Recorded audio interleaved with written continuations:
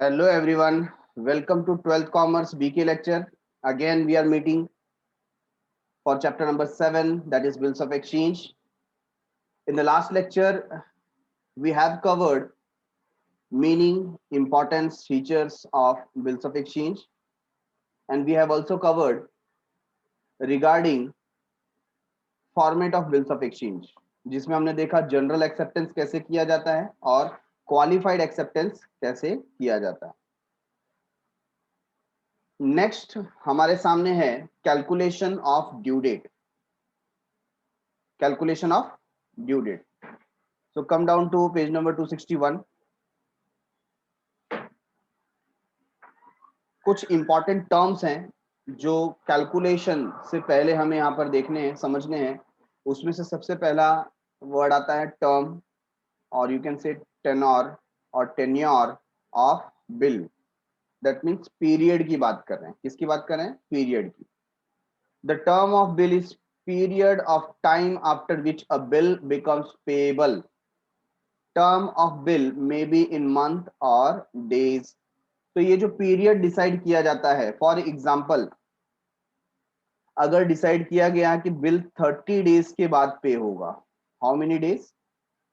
30 days. 30 days का यहाँ पर टर्म डिसाइड किया गया है.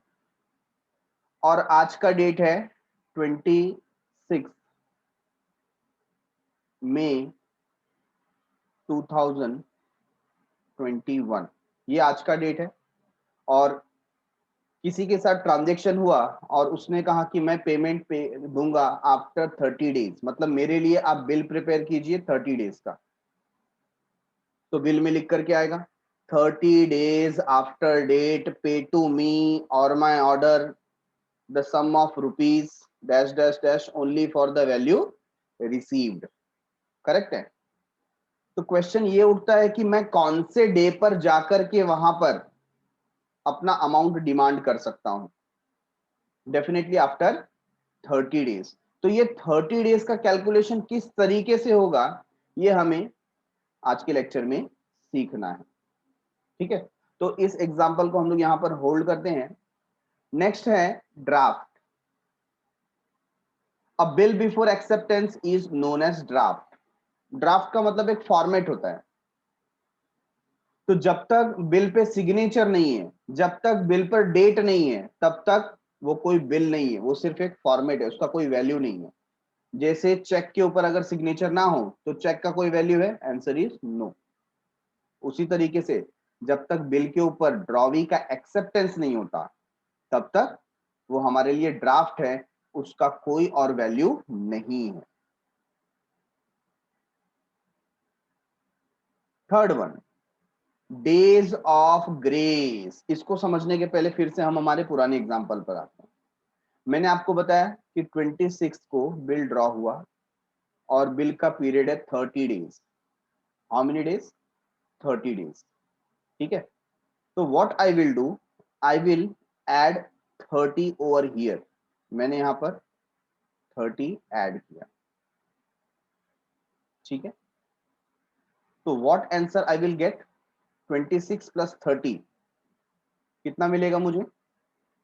56. 26 प्लस 30 इज 56, राइट? सर ये क्या आप लिख रहे हैं? कोई भी मंथ में 56 नंबर का डेट होता है क्या? नहीं होता. तो क्या करें इसमें? आप जो मई मंथ का डेट होता है उसे आप माइनस कर देंगे, है ना. तो आप देखिए, काउंट कीजिए कि मई में कितने नंबर ऑफ डेज होते हैं. तो आपको देखो, चाइल्डहुड में आपने सीखा ही होगा कौन से मंथ में कितने डेज हैं. यहाँ जो आपको जिगजैग कर्व मिलता है फिंगर्स के ऊपर, उससे आप कैलकुलेट करते थे. फॉर एग्जांपल जनवरी, और जो डाउन साइड है वो फेब्रुवरी, फिर जो अप है वो मार्च, फिर जो डाउन है वो अप्रैल, है ना, इस तरीके से. तो जो अप होगा वहां पर 31 डेज. फेब्रुवरी में तो डाउन है, तो वहां पर 30 डेज नहीं काउंट कर सकते, हम 28 डेज लेंगे. ठीक है. तो जनवरी, फेब्रुवरी, मार्च, अप्रैल, मई. मई में 31 डेज होने चाहिए. How many? 31 डेज. तो यहां से हम 31 डेज को माइनस करेंगे. ठीक है, तो 56 माइनस 31 कितना हो गया? 6 माइनस 1 5 एंड 5 माइनस 3 2, और हमने मई क्रॉस कर दिया है और नेक्स्ट मंथ आ गया जून।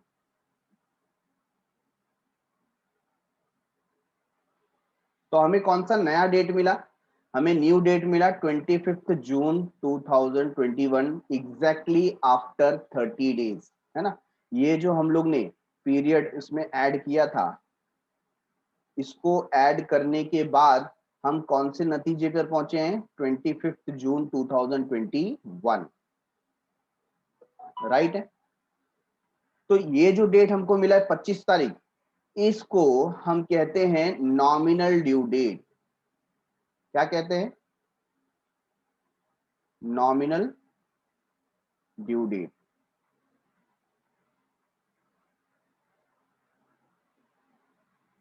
दैट मीन्स एग्जैक्टली 30 डेज को लेकर के अगर हम कैलकुलेट करें तो इस दिन पर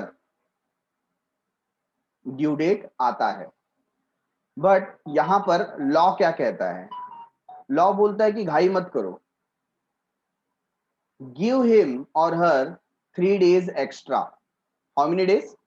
3 days, मतलब और 3 दिन का पीरियड आप ड्रॉली को दो, जिसको हम कहते हैं ग्रेस डेज या डेज ऑफ ग्रेस।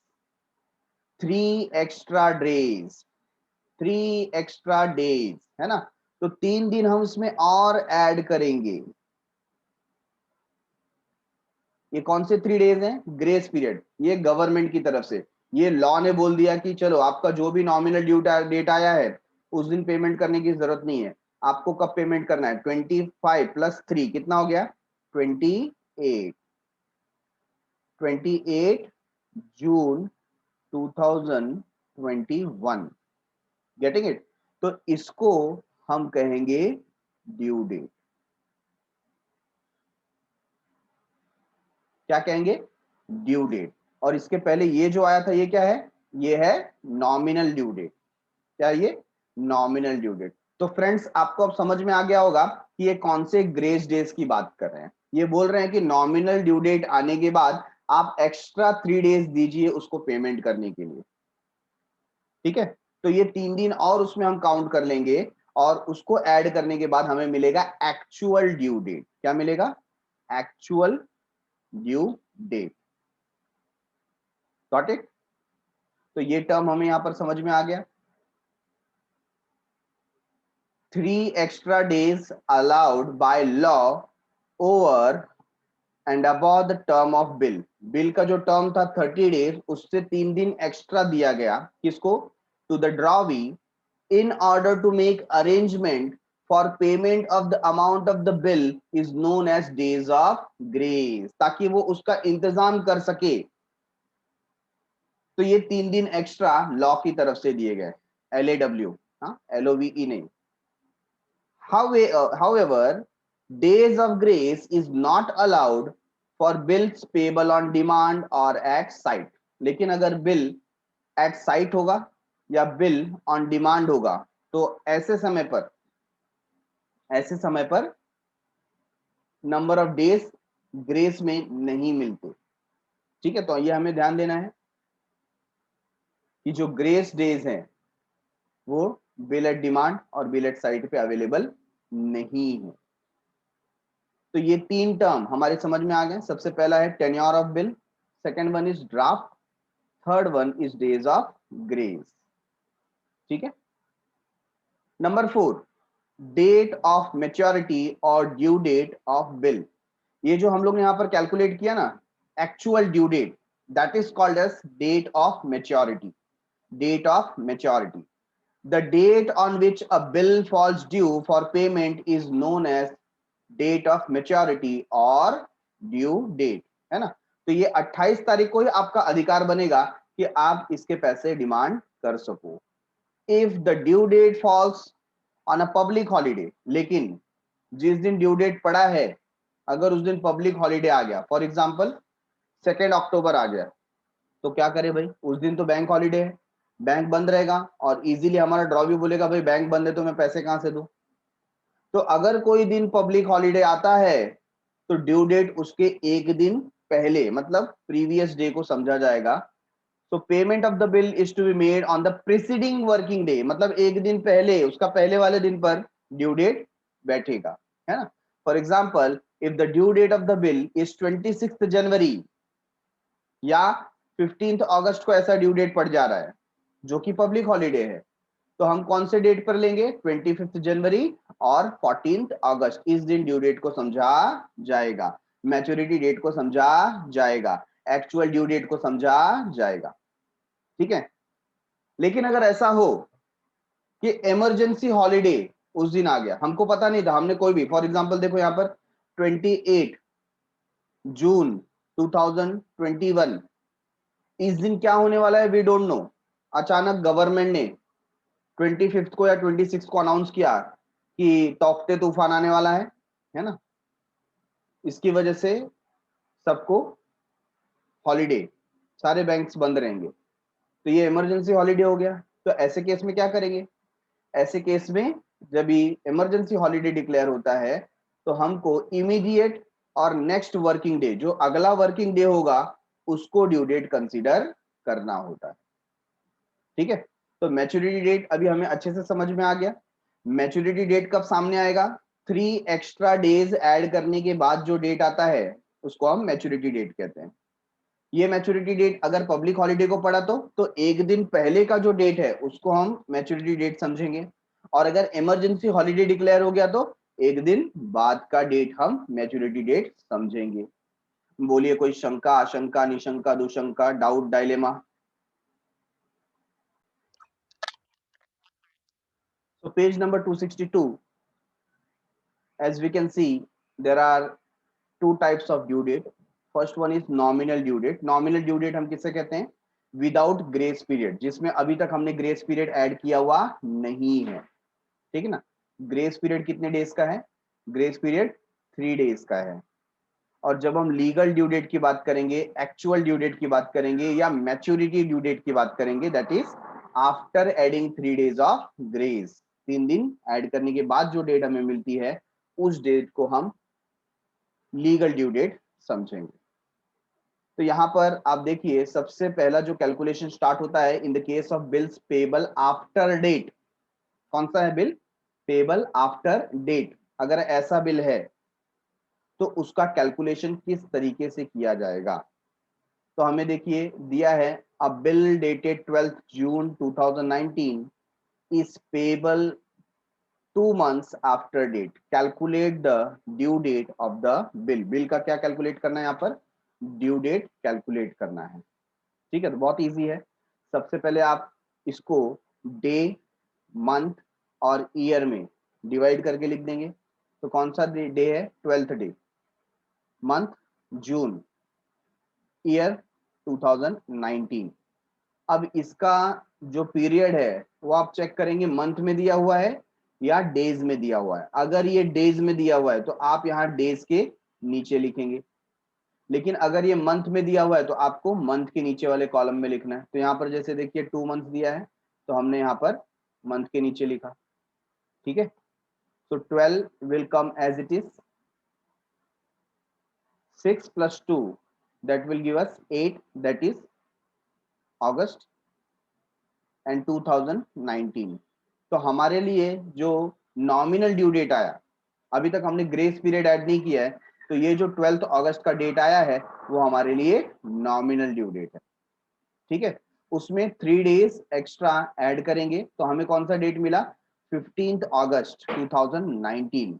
लेकिन हमें याद आता है कि 15 अगस्त तो क्या है, पब्लिक हॉलीडे, तो हमें एक दिन पहले, है ना, प्रीसीडिंग डे या प्रीवियस डे हम देखेंगे तो कौन सा डे हमारे लिए लीगल ड्यू डेट होगा, 14 अगस्त 2019 will be the legal due date.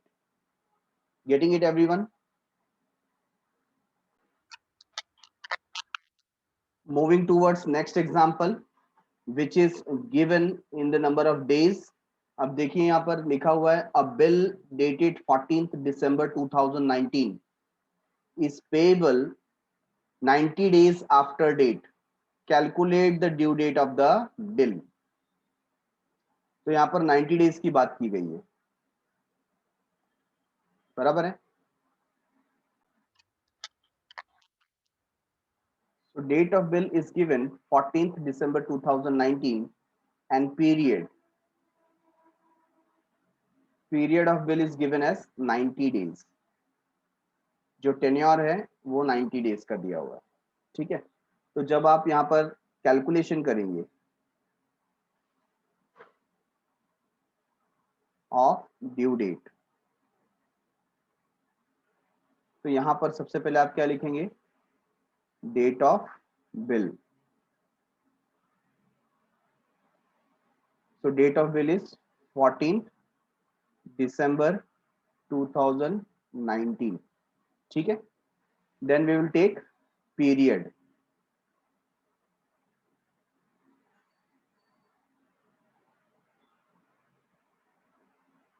Period of bill. अब वो नंबर ऑफ डेज है, तो हम यहाँ पर डेज के नीचे लिखेंगे, हमने 90 ऐड किया, ठीक है। तो 90 ऐड किया हमने यहाँ पर, तो यहाँ पर कितना आ गया 104, 12 2019। अब ध्यान दीजिए, क्या दिसंबर मंथ में 104 डेज होते हैं? Answer is no. तो हम क्या करेंगे, दिसंबर मंथ को यहां से पहले माइनस करेंगे, ठीक है।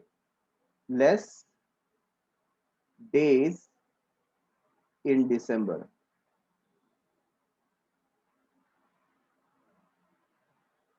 तो नंबर ऑफ डेज इन दिसंबर कितने होते हैं दिसंबर में? 31 days. How many days? 31 days. तो इसे आप माइनस कर दीजिए, चलिए माइनस कीजिए, क्या आंसर आता है? 4 minus 1 that will be 3 and 10 minus 3 7। अब ध्यान दीजिए, दिसंबर इज ओवर, तो क्या आ जाएगा? जनवरी 2020, ठीक है। अच्छा, क्या जनवरी के मंथ में 73 डेज होता है? Answer is no. तो लेस डेज इन जनवरी, ये आप लेस करेंगे, अगेन 31 डेज में लेस कर दूंगा यहां से।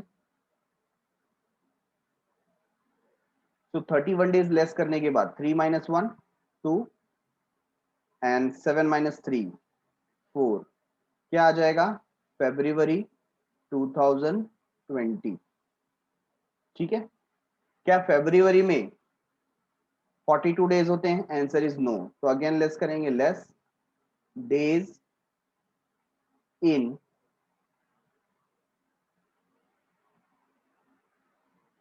फरवरी,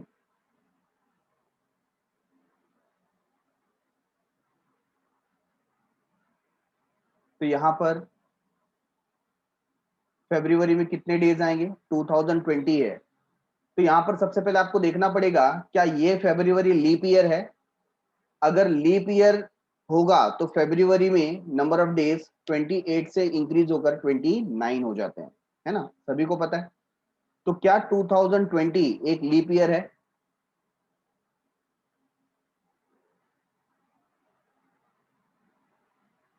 yes, it is an leap year, है ना।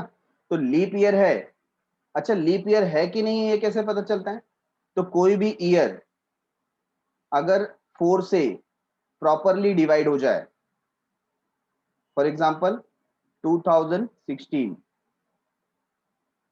ये ईयर को मैं 4 से डायरेक्टली डिवाइड करूं तो कितना आंसर मिलेगा मुझे? 4 5 जा 20, 4 4 जा 16। तो कहीं पर भी डेसिमल नहीं आया, दैट मीन्स 2016 क्या है? लीप ईयर है ना। सिमिलरली 2020 अगर मैं इसको 4 से डिवाइड करूं तो 4 5 जा 20, 4 5 जा 20, कोई डेसिमल नहीं आया, that means this is also a leap year. In every 4 year हमें लीप ईयर देखने को मिलता है। तो ये जो फरवरी आया है ये लीप ईयर वाला है, तो इसमें 29 डेज हमें माइनस करना पड़ेगा। सो 42 माइनस 29 कितना आ जाता है? 3 and again 3 minus 2 is 1. 13 March 2020. ठीक है, क्या मार्च में 13 डेज होता है? Answer is yes. ठीक है, तो ये हमारे लिए कौन सा डेट आ गया? ये हमारे लिए नॉमिनल ड्यू डेट आ गया। कौन सा due date? Nominal due date. अब नॉमिनल ड्यू डेट में हम क्या करेंगे? We will add 3 days of grace।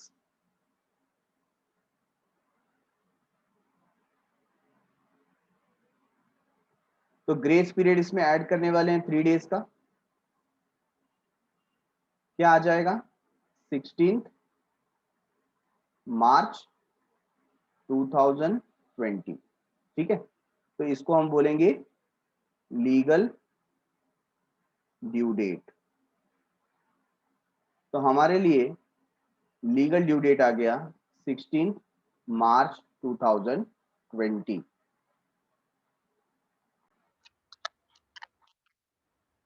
So any year which is divided by 4 and gives us clear numbers without any decimals, that year will be treated as leap year। आप खुद भी try कर सकते हैं, whether it is 2016 और 2012। ठीक है ना, every after 4 years we get leap year, और लीप ईयर में फरवरी मंथ में 29 डेज होते हैं, तो उसको भी आपको ध्यान रखना है। तो आप देखिए वहां पर 4 से डिवाइड करके अगर आपको प्रॉपर आंसर मिलता है without decimal, that means this particular year is a leap year. ठीक है, तो हमने यहाँ पर क्या किया? हमने यहाँ पर सबसे पहले पीरियड ऑफ बिल को ऐड किया। वी गॉट 104, जो कि दिसंबर मंथ में इतने डेज नहीं होते, हमने दिसंबर का डेट 31 माइनस कर दिया। फिर हमें मिला 73, तो जनवरी में भी इतने डेज नहीं होते, तो जनवरी के 31 डेज हमने माइनस किए। वी गॉट 42 ये फरवरी में इतने डेज नहीं होते, तो हमने फरवरी के 29 डेज भी माइनस किए, and ultimately we received 13 March. तो मार्च में 13 डेज तो होते हैं, there is no problem. So nominal due date हमें मिला 13 मार्च, और उसमें 3 डेज ऑफ ग्रेस हमने ऐड किया। We got actual due date, that is legal due date 16 March 2020। ठीक है,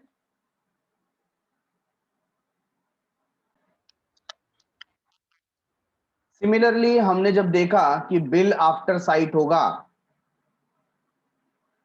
तो किस तरीके से ड्यू डेट हमको कैलकुलेट करना है।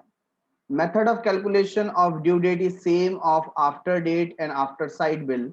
The only difference is that the term of bill is counted from the date of acceptance and not from the date of drawing in the case of bills payable after sight। तो ये term को आप ध्यान रखिए, दो term है हमारे सामने, एक होता है आफ्टर साइट,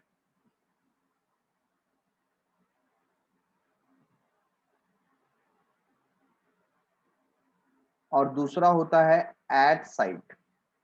ठीक है ना,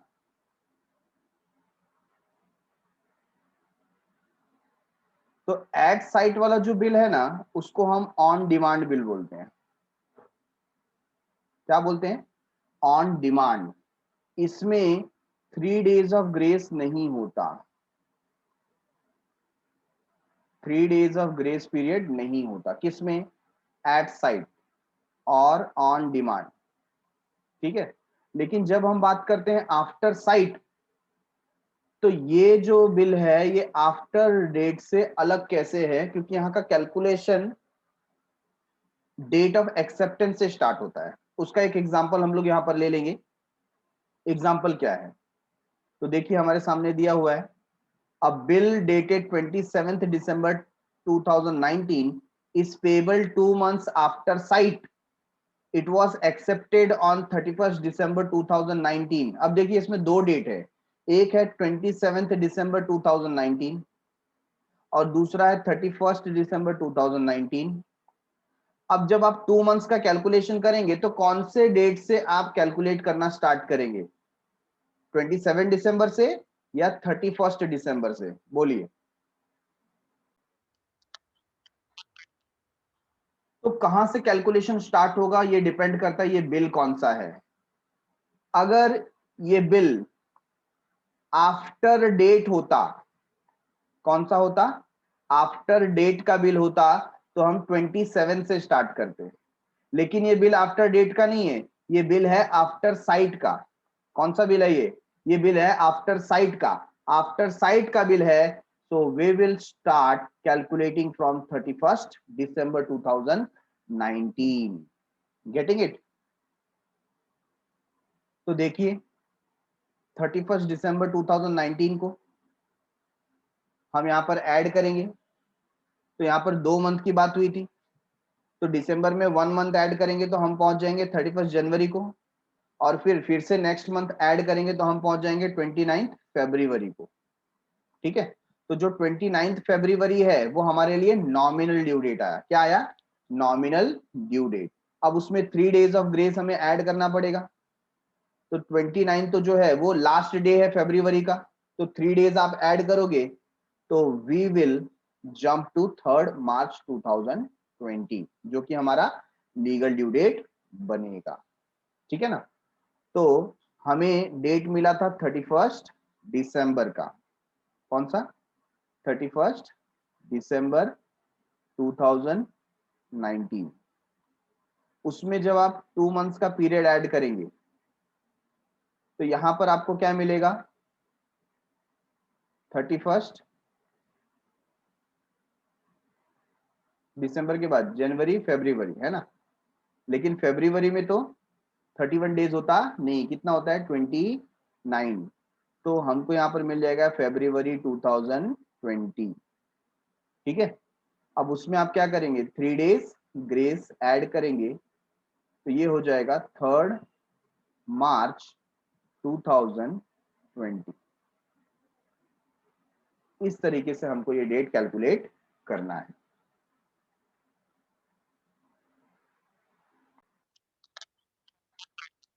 next point is point number 5, that is holder. Who is a holder? Holder मतलब होता है धारक।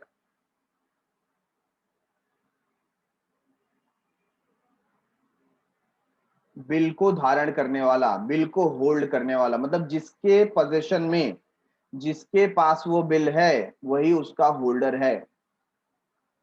Any person who is in possession of bills of exchange and is entitled in his own right to receive the amount thereon is known as holder।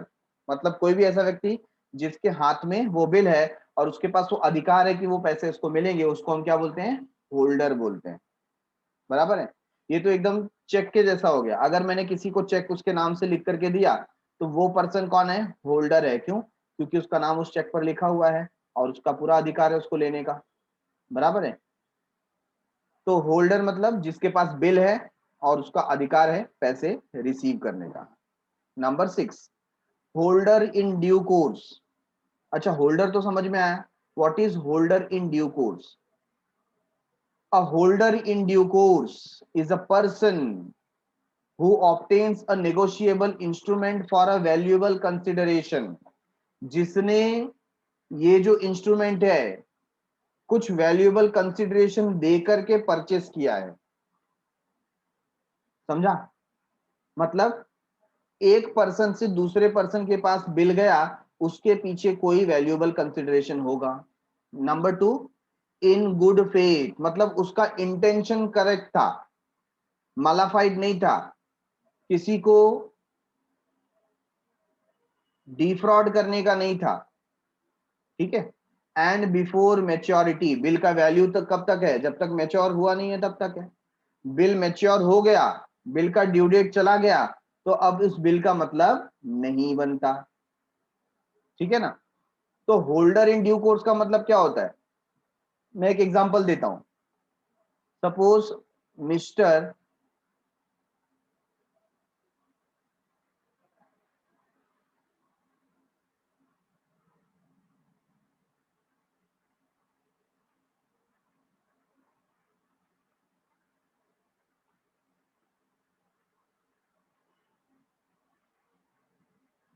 ये है mister Radhe.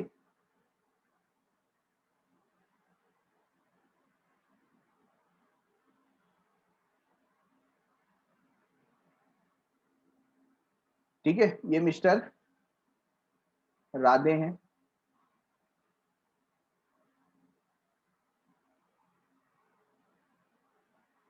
और यहां पर हमारे साथ में है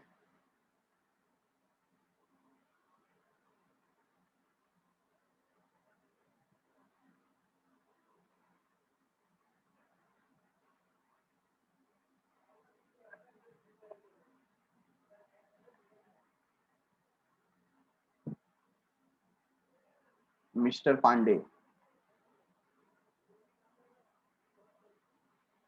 ठीक है, अब इन दोनों के बीच में ट्रांजैक्शन हुआ, गुड्स सेल किया, और इन्होंने एक बिल साइन करके इनको दे दिया 5,000 रुपीज का। ठीक है, तो यहां पर मिस्टर पांडे बन गए ड्रॉवी और मिस्टर राधे बन गए ड्रॉवर। अब क्या हुआ, यहां पर एक पर्सन है मिस्टर बाबूराव आप्टे।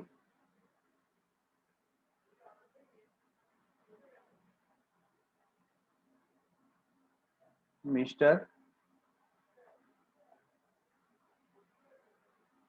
बाबूराव आप्टे, इन्होंने क्या किया, इन्होंने धीरे से राधे के पास जाकर उनका बिल चोरी कर लिया, बिल चुरा लिया। अब ये बिल किसके पास है, ये बिल मिस्टर बाबूराव आप्टे के पास है। तो क्वेश्चन ये है, क्या mister Baburao Apte holder in due course है?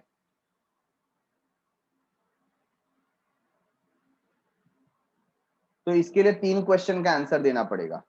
सबसे पहले, मिस्टर बाबूराव आप्टे ने क्या कोई वैल्यूएबल कंसिडरेशन पे करके बिल लिया था?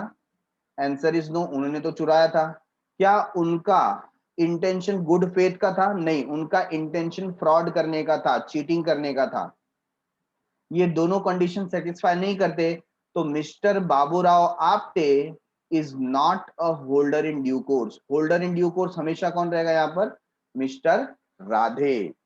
क्यों? क्योंकि इन्होंने कुछ रिटर्न में देकर के बिल लिया था, मैच्योरिटी डेट के पहले लिया था, और इनका गुड फेथ भी था, इनका कोई मलाफाइड इंटेंशन नहीं था। बात समझ में आई? Point number 7, types of bills of exchange. Bills of exchange के टाइप कौन कौन से? पहला है trade bill. Which bill? Trade bill. A bill of exchange which is drawn by the creditor. किसने ड्रॉ किया? क्रेडिटर ने ड्रॉ किया। On his debtor with valuable consideration is known as trade bill. मतलब ऐसा बिल जो debtor creditor के बीच में बना हुआ है, ऐसे बिल को हम ट्रेड बिल बोलेंगे। तो सर क्या और किसी रीजन की वजह से भी बिल बनता है? हाँ बनता है, बिल्कुल। सपोज मैंने आपसे लोन ले लिया तो आपने उसके अगेंस्ट में मुझ पर बिल बना दिया, वैसा भी हो सकता है। ठीक है ना? लेकिन जब क्रेडिटर और डेटर के बीच में किसी कंसिडरेशन को लेकर के बिल ड्रॉ हुआ है, उसे हम कहते हैं ट्रेड बिल। क्या बोलते हैं? Trade bill. ठीक है। अच्छा, इसके अलावा कौन सा बिल है? तो सेकंड बिल है बिल ऑफ एकोमोडेशन या एकोमोडेशन बिल। आप ध्यान दीजिए, बिल ऑफ एकोमोडेशन क्या है? मिस्टर मिकी है हमारे सामने,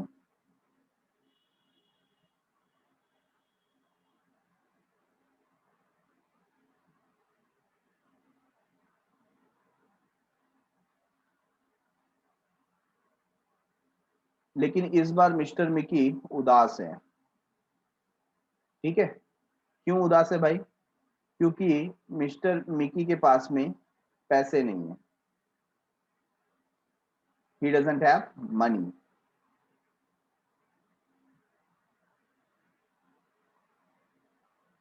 तो इनके जो फ्रेंड हैं,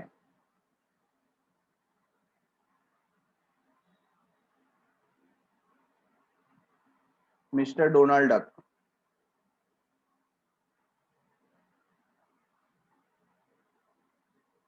मिस्टर डोनाल्ड डक ने इनको अप्रोच किया, बोला हाय मिकी व्हाट हैपन, क्यों इतने उदास हो, why you are crying. Mickey ने बोला मेरे पास पैसे नहीं है। तो डोनाल्ड ने बोला कि don't worry I will help you. तो मिकी ने बोला तुम्हारे पास है क्या, बोला नहीं मेरे पास भी पैसे नहीं है, I don't have money but I have an idea. मेरे पास क्या है, आइडिया है। क्या आइडिया है भाई आपके पास। तो डोनाल्ड ने बोला डू वन थिंग, तुम है ना मेरे पे एक बिल ड्रॉ करो। क्या ड्रॉ करो, एक बिल्स ऑफ एक्सचेंज ड्रॉ करो 50,000 रुपीज का, और मैं इसको क्या करता हूं, साइन करता हूं। ठीक है ना, इसका सिग्नेचर तो डी से आना चाहिए, डोनाल्ड डक है ना। तो 50,000 रुपीज का मेरे पे बिल ड्रॉ करो, मैं इस पे साइन करूंगा, मैं आपको दे दूंगा, और ये बिल जाकर के ना आप बैंक में बेच देना। बैंक में जाकर के बैंक वालों को दिखा करके इसके ऊपर लोन ले लेना। क्या ले लेना, लोन। ठीक है ना। और जब आपका काम हो जाएगा, सपोज ये पीरियड है 3 मंथ्स का,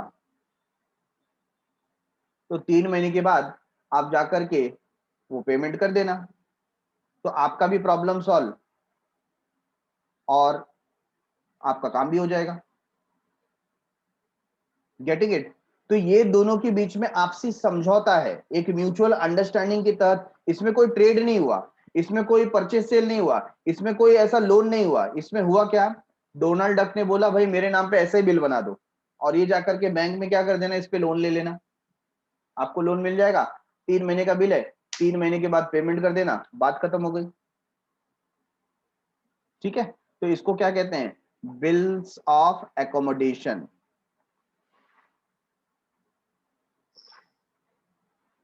आपसी समझौते का बिल। ठीक है।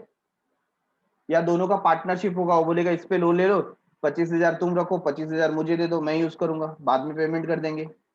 ऐसा भी कर सकते हैं। Getting it. Next is inland bill. Inland bill मतलब बहुत ही इजी है। आपका बिल आपके डोमेस्टिक प्लेस पे इशू हुआ, मतलब बिल का ड्रॉ होना,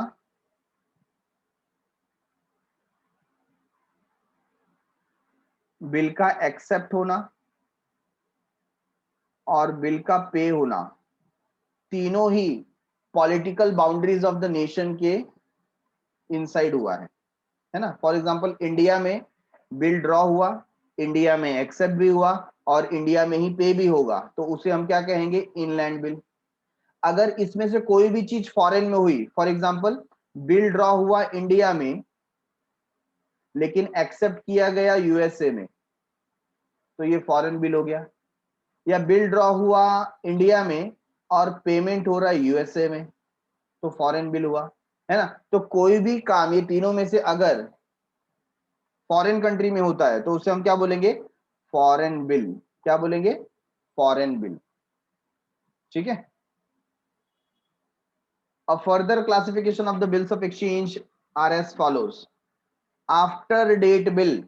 आफ्टर डेट बिल का मतलब क्या हो गया, जिसके अंदर ग्रेस पीरियड भी होगा और प्लस उसका जो कैलकुलेशन होगा वो स्टार्ट होगा from the date of bill drawn, from the date of bill drawn. ठीक है। तो उसको हम बोलते हैं after date bill. After sight bill क्या होता है, आफ्टर साइड बिल का जो कैलकुलेशन होता है वो होता है डेट ऑफ एक्सेप्टेंस से। कहां से स्टार्ट होता है, डेट ऑफ एक्सेप्टेंस से। तो ये दोनों आप डिफरेंस समझो, ये डेट ऑफ ड्रॉइंग से स्टार्ट होगा और ये डेट ऑफ एक्सेप्टेंस से स्टार्ट होगा। इतना ही इसमें चेंज है और कुछ नहीं। थर्ड टाइप है पेबल ऑन डिमांड और एट साइट। इसमें क्या होता है, इसके अंदर कोई ग्रेस पीरियड नहीं मिलता, जब आप पैसा मांगेंगे तब आपको मिलेगा, है ना। इसके अंदर टाइम पीरियड मेंशन होता नहीं है और इसमें ग्रेस पीरियड में मिलेगा नहीं। जब सामने वाली पार्टी आपको पैसा मांगेगी तब आपको इसका पैसा देना होगा। ठीक है। तो ये हमने कवर किया। Classification of bills of exchange. So thanks a lot for watching. मिलते हैं अगले एपिसोड में with some sort of new question. तब तक के लिए बाय बाय, शुक्रिया, शब्बा खैर और सायोनारा।